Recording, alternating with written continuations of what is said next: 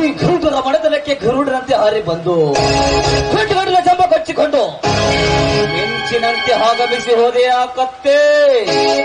ಮುಯಿಗೆ ಮುಯ್ಯ ತೀರಿಸುತ್ತಾ ಬಂದಿರುವ ನಾನು ನಿನ್ನನ್ನು ಹಾಗೆ ಬಿಡುತ್ತೇನೆಂದು ತಿಳಿದುಕೊಳ್ಳಬೇಡ. ಯಾವುದಾದರೂ ಉಪಾಯ ಮಾಡಿ ಅಪಾಯಕ್ಕೆ ಸಿಲುಕಿಸಿ ಹಿಡಿಯುವ ನಿನ್ನ ಕೈಯನ್ನೇ ಕತ್ತರಿಸಿ ಹಾಕಿ ನಮ್ಮ ಪಾದಕ್ಕೆ ಬಿದ್ದು ಪ್ರಯತ್ನವಾಗಿ ಮಾಡಿಕೊಳ್ಳುವ ಹಾಗೆ ಮಾಡದಿದ್ದರೆ ನನ್ನ ಹೆಸರು ದೇವರಾಜನೇ ಅಲ್ಲ.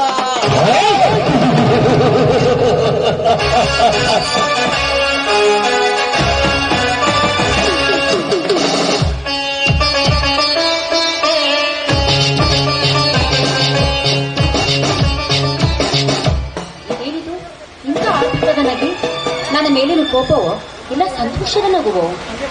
ಕೋಪನ ನಿರ್ಮಲ, ನಿನ್ನಂತ ಸಂತೋಷ ಕೊಡುವ ಸಂಗಾತಿ ಸದಾ ನನ್ನ ಸಂಗಡಿ ಇರುವಾಗ ನಾನೇಕೆ ಕೋಪಗೊಳ್ಳಲಿ? ಬಾರೇ ನನ್ನ ಮಂದಾರ ಹೂವೆ. ಸಮಾಧಾನ ಬಂದ ತಕ್ಷಣ ಎಲ್ಲ ಶುರು ಮಾಡಬೇಡಿ ನೀವು. ನಾನು ನಿಮ್ಗೆ ಒಂದು ವಿಷಯ ಹೇಳಬೇಕಾಗಿತ್ತು. ವಿಷಯನ ಹೇಳು ನಿರ್ಮಲ, ಏನದು?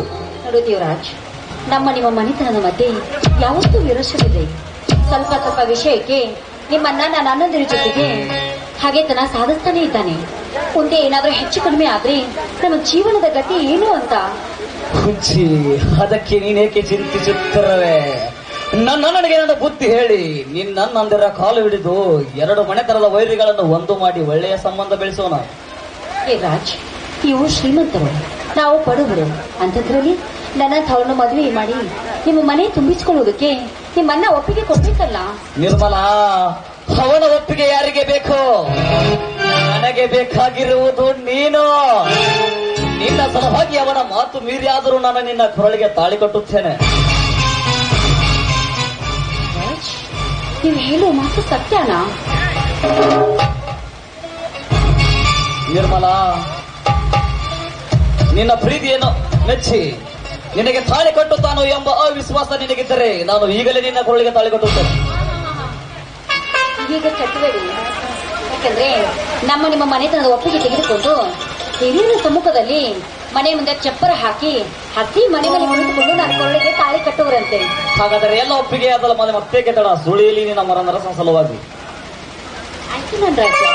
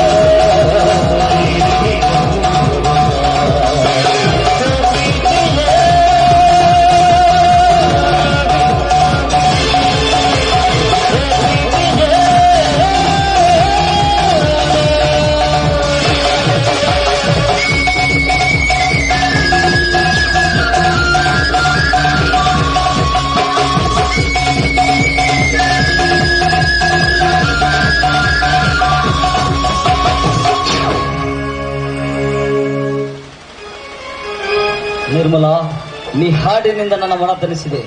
ಕಾಮದ ಮದ ಬೇರೆ ಹುಚ್ಚನಾಗಿರುವ ಈ ನಿನ್ನ ರಾಜನಿಗೆ ದೇಹದ ರುಚಿಯನ್ನು ತೋರಿಸಿ ತನಿಸ. ನನ್ ಕಣ್ ತುಂಬಾ ಹೊತ್ತಾಯ್ತಾ ಅಲ್ಲಿಂದ ಬಂದು ನಿರ್ಮಲಾ,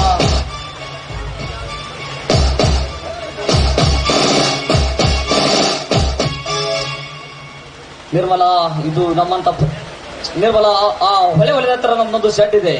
ಅಲ್ಲಿ ಯಾರು ಬರೋದಿಲ್ಲ, ಬಾ ಹೋಗೋಣ.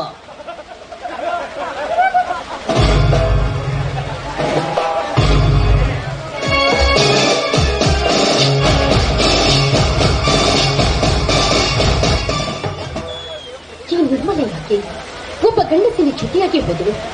ಅದು ಯಾರು ಬರೆದ ಚಿತ್ರ? ಇವಳು ಈಗಿನ ಗಂಡಸಿನ ಮಾತಿಗೆ ಬರಲಾಗಿ ಮೋಸ ಹೋಗಿರಬಹುದು. ಜಾರಿ ಇಡ್ತಾ ಇರುವುದರ ಹೆಜ್ಜೆಯನ್ನು ತಪ್ಪಿಸಿ ಸರಿಯಾದ ದಾರಿಯಲ್ಲಿ ನಡೆಯುವಂತೆ ಮಾಡಲೇಬೇಕು. ಇವಳು